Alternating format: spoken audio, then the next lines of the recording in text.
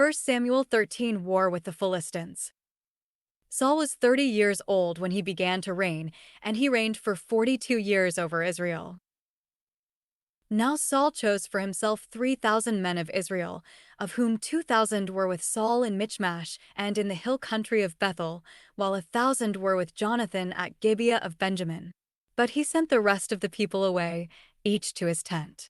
And Jonathan attacked the garrison of the Philistines that was in Geba, and the Philistines heard about it. Then Saul blew the trumpet throughout the land, saying, "Let the Hebrews hear." And all Israel heard the news that Saul had attacked the garrison of the Philistines, and also that Israel had become repulsive to the Philistines. Then the people were summoned to Saul at Gilgal. Now the Philistines assembled to fight with Israel, 30,000 chariots and 6,000 horsemen, and people like the sand which is on the seashore in abundance, and they came up and camped in Michmash, east of Bethaven. When the men of Israel saw that they were in trouble, for the people were hard-pressed, then the people kept themselves hidden in caves, in crevices, in cliffs, in crypts, and in pits. And some of the Hebrews crossed the Jordan into the land of Gad and Gilead. But as for Saul, he was still in Gilgal, and all the people followed him, trembling.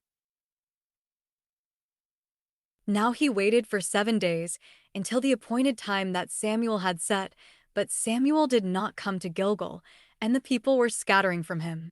So Saul said, "Bring me the burnt offering and the peace offerings." And he offered the burnt offering. But as soon as he finished offering the burnt offering, behold, Samuel came, and Saul went out to meet him and to greet him. But Samuel said, "What have you done?" And Saul said, "Since I saw that the people were scattering from me, and that you did not come at the appointed time, and that the Philistines were assembling at Michmash, I thought, now the Philistines will come down against me at Gilgal. And I have not asked the favor of the Lord. So I worked up the courage and offered the burnt offering."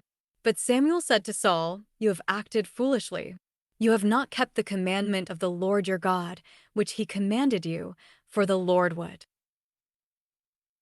now have established your kingdom over Israel forever. But now your kingdom shall not endure. The Lord has sought for himself a man after his own heart, and the Lord has appointed him ruler over his people, because you have not kept what the Lord commanded you." Then Samuel set out and went up from Gilgal to Gibeah of Benjamin. And Saul counted the people who were present with him, about 600 men. Now Saul, his son Jonathan, and the people who were present with them were staying in Geba of Benjamin while the Philistines camped at Michmash. Then raiders came from the camp of the Philistines in 3 companies. One company turned toward Ophrah, to the land of Shul, and another company turned toward Beth-horon. And another company turned toward the border that overlooks the valley of Zeboim toward the wilderness.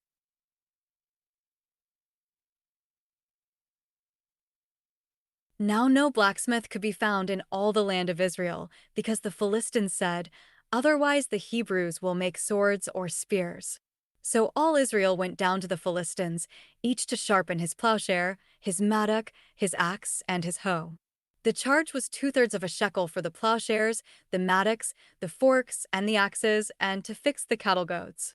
So it came about on the day of battle that neither sword nor spear was found in the hands of any of the people who were with Saul and Jonathan, but they were found with Saul and his son Jonathan. And the garrison of the Philistines went out to the gorge of Michmash. 1 Samuel 14 Jonathan's victory.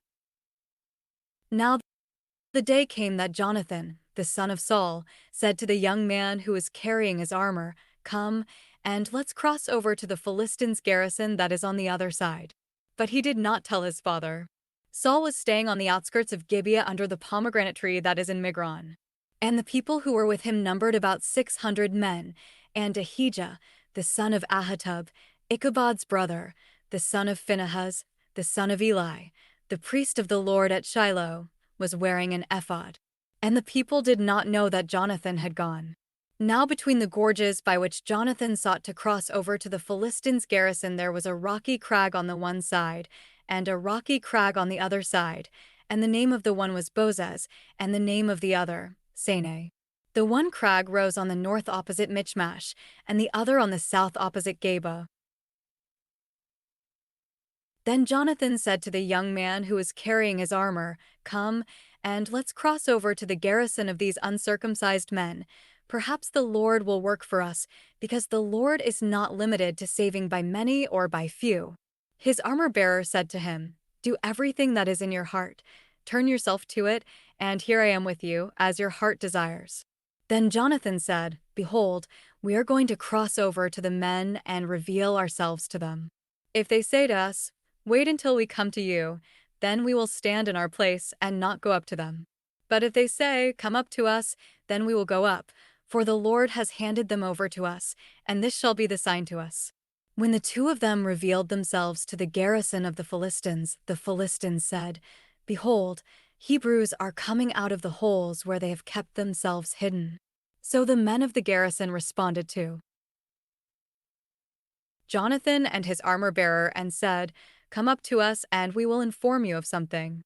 And Jonathan said to his armor-bearer, "Come up after me, for the Lord has handed them over to Israel." Then Jonathan climbed up on his hands and feet, with his armor-bearer behind him, and the men fell before Jonathan, and his armor-bearer put some to death after him. Now that first slaughter which Jonathan and his armor-bearer inflicted was about 20 men within about half a furrow in an acre of land. And there was a trembling in the camp, in the field, and among all the people. Even the garrison and the raiders trembled, and the earth quaked so that it became a great trembling. Now Saul's watchmen in Gibeah of Benjamin looked, and behold, the multitude dissolved. They went here and there.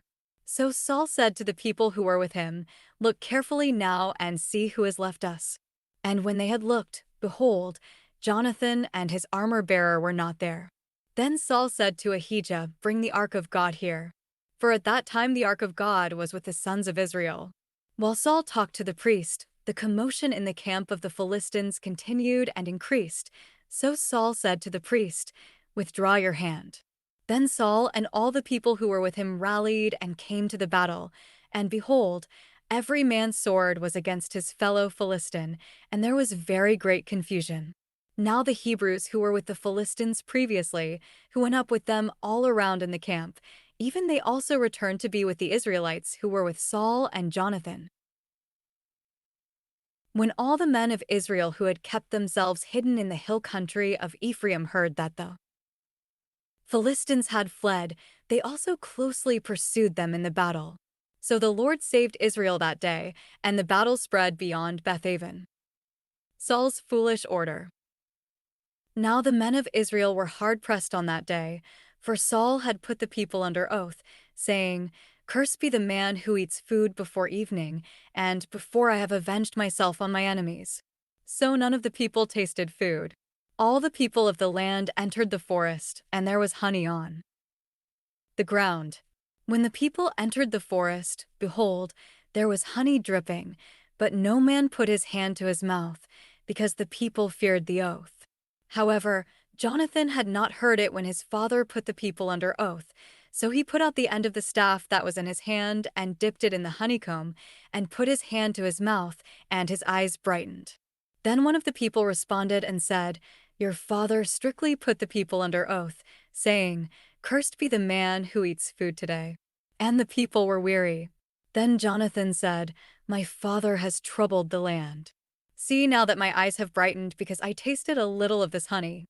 How much more, if only the people had freely eaten today of the spoils of their enemies which they found? For now the defeat among the Philistines has not been great. They attacked the Philistines that day from Michmash to Aijalon. But the people were very tired. So the people loudly rushed upon the spoils, and took sheep, oxen, and calves, and slaughtered them on the ground, and the people ate them with the blood.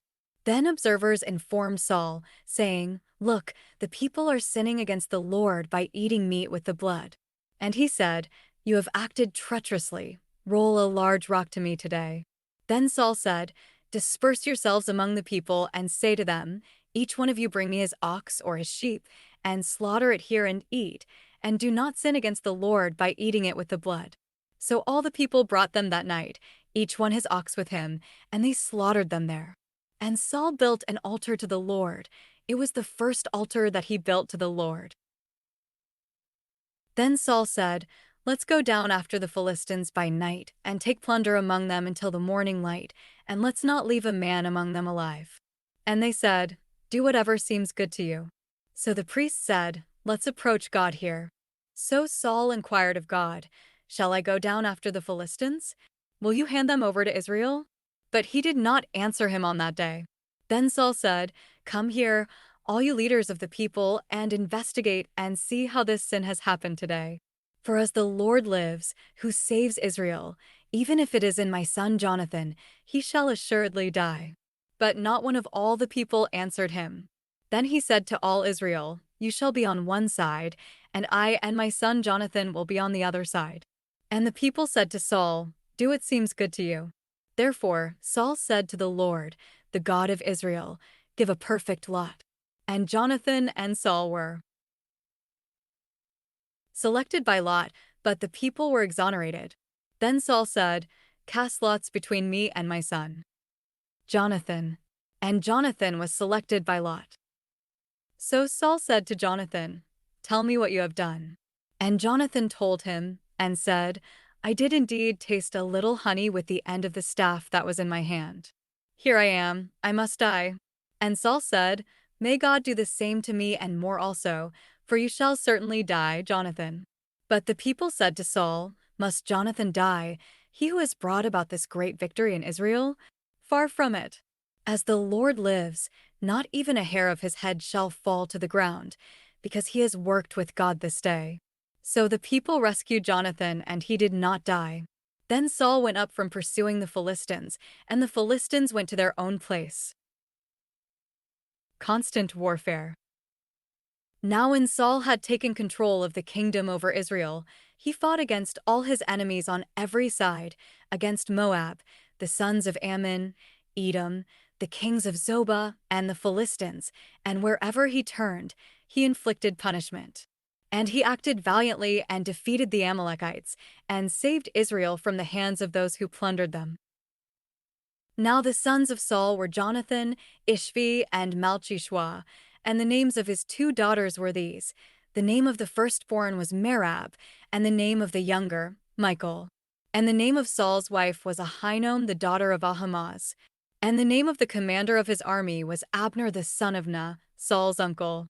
Kish was the father of Saul, and the father of Abner was the son of Abel. Now the war against the Philistines was severe all the days of Saul, and when Saul saw any warrior or any valiant man, he attached him to his staff.